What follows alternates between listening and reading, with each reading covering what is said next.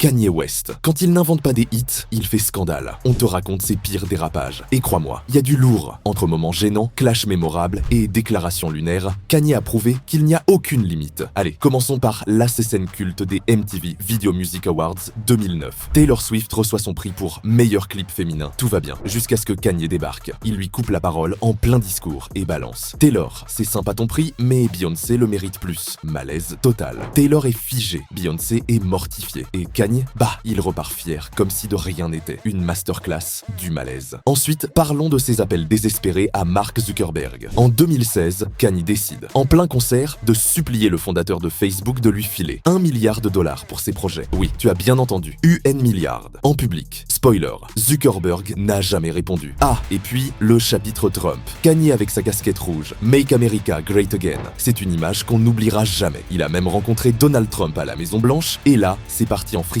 total. Je me sens comme Superman avec cette casquette. Vraiment, Kanye? Superman? Les fans étaient sous le choc. Mais pour Kanye, c'était juste une journée comme une autre. Et que dire de sa tentative de devenir président des États-Unis en 2020? Oui, Kanye candidat. Et pendant un meeting, il a fondu en larmes en racontant qu'il avait envisagé de ne pas avoir sa fille North avec Kim Kardashian. Moment ultra gênant pour tout le monde, surtout pour Kim, qui était furax. Mais le vrai coup de grâce, c'est son commentaire sur l'esclavage. Lors d'une interview, Kanye a balancé que l'esclavage était un choix. Oui, un choix. Résultat, tollé général. Même ses fans les plus hardcore ont eu du mal à défendre cette sortie. Et bien sûr, impossible de parler de Kanye sans évoquer ses clashs légendaires sur Twitter. Le mec a insulté à peu près tout le monde. Jay-Z, Drake, sa propre femme Kim Kardashian et même Kris Jenner, qu'il a comparé à un dictateur nord-coréen. Oui, il a littéralement appelé sa belle-mère Kris Jong-un. Niveau burn, c'est du haut niveau. Mais ce qui est fou, c'est que Kanye reste Kanye. Le lendemain d'un scandale, il peut te sortir un album incroyable et tu vas quand même l'écouter.